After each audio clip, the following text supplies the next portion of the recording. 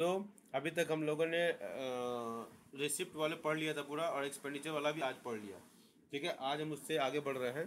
Expenditure वाले में अगर किसी को डाउट हो तो मैं आप लोग को बता दूं कि बजट एक्सपेंडिचर एक्सपेंडिचर ध्यान से देखते जाएंगे, जिसको स्क्रीनशॉट लेना हो लेते जाएंगे आप।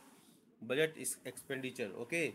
बजट एक्सपेंडिचर के दो कंपोनेंट ऊपर लिखा हुआ है। वंस अगेन, जितनी बार ये प्रैक्टिस करोगे उतना ही दिमाग में बैठता जाएगा।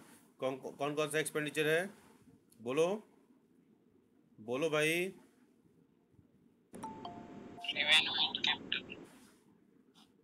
हाँ, कौन कौन सा एक्सपेंड है बताओ? रेवेन्यू एक्सपेंडिचर और कैपिटल एंड एक्सपेंडिचर, ओके। ठीक है बेटा, ठीक है। रेवेन्यू एक्सपेंडिचर और कैपिटल एक्सपेंडिचर। अब देखो, मॉर्निंग में हम डिस्कस कर लिए थे इस क्लास में, बट स्टिल रेवेन्यू एक्सपेंडिचर के एग्जांपल देते हैं, आप इसको स्क्रीनशॉट जरूर ले लेना। ठीक है, बताओ एग्जांपल। पहला एग्जांपल हमने इंटरेस्ट, जिसको हमने बताया था ना एग्जांपल, न्यूमेरिकल एग्जांपल, 100 रुपये और 110 रुपये का एग्जांपल बताया था ना, कि 10 रुपये जो देते हैं, हमने 100 रुपया किसी से उधार लिया, बोरोइंग किया, और उसमें से 100 रुपया तो हमारा प्रिंसिपल हो गया। 100 रुपया जब वापस करेंगे तो ये हमारा कैपिटल एक्सपेंडिचर हो जाएगा। लेकिन जब हमारा उस पर जो इंटरेस्ट मान लो हो गया, 100 रुपया 1 साल के लिए लिया आपने, या 5 साल के लिए लिया था, तो 5 साल के बाद तो उसका अमाउंट ज़्यादा लौटाना पड़ेगा ना आपको। हाँ या ना? हाँ, जिससे भी आपने लिया है, ही नीड सम इंटरेस्ट ऑल्सो। तो ये इंटरेस्ट पेमेंट जो है किसका पार्ट होगा? रेवेन्यू एक्सपेंडिचर का। ये इसको आप स्टार मार्क करके नोट कर लो। ठीक है, इंटरेस्ट पेमेंट जो है लिखते जाओगे ज़्यादा अच्छा है। ठीक है, और सुनते जाओ, और जब नहीं लिख पाओ, कुछ छूट जाए तो उसको वो कर लेना। ठीक है, स्क्रीन शॉट लेना, लेकिन हमेशा लिखने साथ साथ लिखना अच्छा होगा। तो इंटरेस्ट पेमेंट, ठीक है, जो भी आपने बोरोइंग किया था, बोरोइंग जब पे कर रहे हो तो हमारा कैपिटल एक्सपेंडिचर हो गया। ठीक है, लेकिन बोरोइंग पर जो इंटरेस्ट लगा वो हमारा रेवेन्यू एक्सपेंडिचर होगा। क्लास में भी हमने इस बात को बताया था। ठीक है, लिख लिया आपने? साथ साथ लिखे लिखे। हाँ, grants and subsidies. Grants and subsidies. Subsidies जानते ही हो, नेशनल इनकम अकाउंटिंग पढ़ चुके हो। ग्रांट्स में सहायता, किसी फॉरेन कंट्रीज से सहायता हो सकती है, या सेंट्रल गवर्नमेंट स्टेट गवर्नमेंट्स को देती हैं, या यूनियन टेरिटरीज को देती हैं। ठीक है, सब्सिडी जैसे हमारा एमएसपी वगैरह है, किसानों को सब्सिडी दी जाती है, उर्वरक फर्टिलाइजर्स के ऊपर सब्सिडी दी जाती है। ठीक है, और बहुत सारे सेक्टर्स में सब्सिडी दी जाती है। तो ग्रांट्स एंड सब्सिडी ये भी हमारा क्या है? रेवेन्यू एक्सपेंडिचर में आएगा। समझ में आ रही बात? पेमेंट, जो आपके और आपके पापा मम्मी को जो सैलरी मिलती है, मुझे सैलरी मिलती है, तो payment of wages and salaries, ये भी हमारा क्या है? Revenue expenditure. ओके, बोलो भाई। ठीक है, एक्सपेंडिचर ऑन शिक्षा, दैट इज एजुकेशन। ठीक है, शिक्षा के ऊपर जो भी एक्सपेंडिचर हो रहा है सब रेवेन्यू एक्सपेंडिचर है। इसी तरह एक्सपेंडिचर हेल्थ सर्विसेज के ऊपर। ठीक है, ये इस तरीके का जो भी नेचर होगा, कुछ ज़्यादा एग्जांपल दे रहे हैं। ठीक है, ये सब हमारा किस नेचर का होगा? रेवेन्यू एक्सपेंडिचर का होगा। ठीक है, इसके अलावा एक ये इंपॉर्टेंट, इसको स्टार मार्क कर दो, एक्सपेंडिचर ऑन डिफेंस सर्विसेज। ये बहुत इंपॉर्टेंट, एक्सेप्शनल रूप में लिख लो, डिफेंस सर्विसेज, ये एक एक्सेप्शन के रूप में लिख लो, इसलिए स्टार मार्क करवा दिया। ये हमारा रेवेन्यू एक्सपेंडिचर में आएगा। Getting point? Are getting point? अब आते हाँ, अब आते हैं अपना कैपिटल एक्सपेंडिचर के ऊपर। ये भी आप डिस्कस कर चुके हो। Getting point? पहला एक्सपेंडिचर बताइए कौन, एक एग्जांपल दीजिए। जैसे हमने क्लास में भी एग्जांपल दिया था, रोड वाला। ठीक है, हाँ, yes. Expenditure on road construction लीजिए।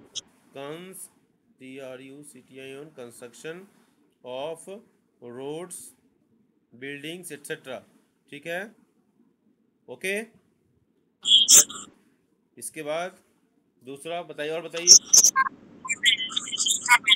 हाँ हाँ, अभी उसके नीचे आते हैं। ठीक है, वो उसके नीचे आते हैं। ठीक है, इसके इसके पहले आप मशीन का उपयोग करते हैं ना, मशीन्स, ओके, इक्विपमेंट्स। ठीक है, ये जो प्राइम हमारा एक्सपेंडिचर होता है। इसके अलावा बताओ एक्सपेंडिचर, जैसे श्रेया बोल रही थी, क्या बोल रही थी श्रेया? एक्सपेंडिचर लोन्स आपने लिया ना, जो लोन्स बोरोइंग्स जो आपने किया था, करेक्ट ना? Borrowings, expenditure on loan, F of नहीं, एक्सपेंडिचर ऑन लोन या बोरोइंग जो भी है आपका, लोन या बोरोइंग जो कहो, ठीक है ये। ठीक है, इसके अलावा एक और ध्यान रखना जो हम एग्जामिनेशन के पॉइंट ऑफ व्यू से इम्पॉर्टेंट है, ठीक है, और ये दोनों इम्पॉर्टेंट है बहुत ज़्यादा, ये दोनों, ठीक है, यहाँ ये बहुत इंपॉर्टेंट था। और इंटरेस्ट पेमेंट, ये मैंने स्टार मार्क कर दिया है, ये ध्यान रखिएगा, एग्जामिनेशन के पॉइंट ऑफ व्यू से बोल रहा हूँ। तो expenditure on purchase of share, expenditure on, ये सारा आपको एक जगह इकट्ठा हो जाएगा तो आपको रिवीजन में आसानी होगी। Expenditure on purchase of shares, ठीक है, तो ये हमारा क्या आ जाएगा, शेयर्स, ठीक है, ये हमारा कैपिटल एक्सपेंडिचर हो जाएगा। गेटिंग पॉइंट, बोलो भाई, ठीक, ये हो गया हमारा। इसके बाद हमारा जो डेफिसिट पर हम आज बात करेंगे, किस पर बात करेंगे, डेफिसिट्स पर। ये डेफिसिट्स कितने प्रकार के होते हैं? पहला होगा बैलेंस्ड डेफिसिट, इसके बाद क्या होगा, सरप्लस डेफिसिट, बजटरी डेफिसिट की हम बात कर रहे हैं, किसकी बात कर रहे हैं, हाँ बैलेंस। देखो बजट का जो डेफिसिट होता है ना, डेफिसिट, ये डेफिसिट बजट, बजट कितने प्रकार का होता है, तो एक बैलेंस बजट, एक सरप्लस बजट और एक डेफिसिट बजट, ठीक है, बजट नहीं लिख रहा हूँ, ठीक है, करेक्ट है। तो भाई बजट का एक क्लासिफिकेशन है, ये कंपोनेंट्स हैं, यहाँ जो हमने बात किया ना, ये कंपोनेंट्स, ये क्लासिफिकेशन ऑफ बजट। बजट तीन प्रकार के, एक बैलेंस बजट, एक सरप्लस बजट और एक डिफिसिट बजट। नाम से ही क्लियर है ये तो। बैलेंस बजट कब होगा बताओ, कोई बच्चा बता दो मुझे, बोलो कोई बच्चा, वेरी गुड। तो एस्टिमेटेड एक्सपेंडिचर रिसिप्ट्स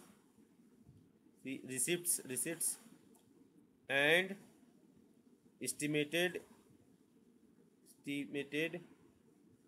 एक्सपेंडिचर, ठीक है, आर इक्वल, ठीक है, करेक्ट ना बेटा, बोलिए, ठीक है, सबको, सबने नोट कर लिया। पहला पॉइंट, बैलेंस बजट कौन सा होता है, जिसमें हमारे आय और व्यय दोनों बराबर हो जाते हैं, that is a balance budget. Point, बोलिए भाई, लिख लिया आपने, इसका मतलब क्या हुआ, मीन इसका इट व्हाट इट मीन्स, कि गवर्नमेंट कोई भी वेस्टफुल एक्सपेंडिचर, इसको नो कर देते हैं, no wasteful expenditure by government, समझ में आई बात, बोलिए, बोले, समझ में आई, ठीक है, ये फाइनेंशियल स्टेबिलिटी को भी शो करता है, स्टेबिलिटी को भी शो करता है, क्या शो करता है, फाइनेंशियल स्टेबिलिटी को। और हाँ ध्यान से उधर जाता है कि स्क्रीन पर देखना पड़ता है ना, तो फाइनेंशियल स्टेबिलिटी को भी शो करता है, करेक्ट है। बैलेंस बजट कौन क्या होता है, that is estimated receipts and expenditure are equal, जो सरकार के आय हैं और सरकार के जो खर्चे हैं वो बराबर हैं। दूसरा सेकेंड पॉइंट, इसमें सब, इसका मतलब क्या हुआ, इसका क्या एडवांटेज हो कह लो, ठीक है, व्हाट इट रिफ्लेक्ट्स कह लो, no wasteful expenditure by government, government के द्वारा कोई भी वेस्टफुल एक्सपेंडिचर नहीं किया जा रहा है।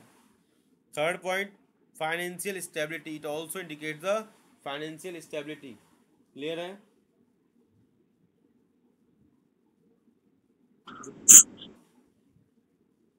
बोलो भाई, सबको क्लियर है।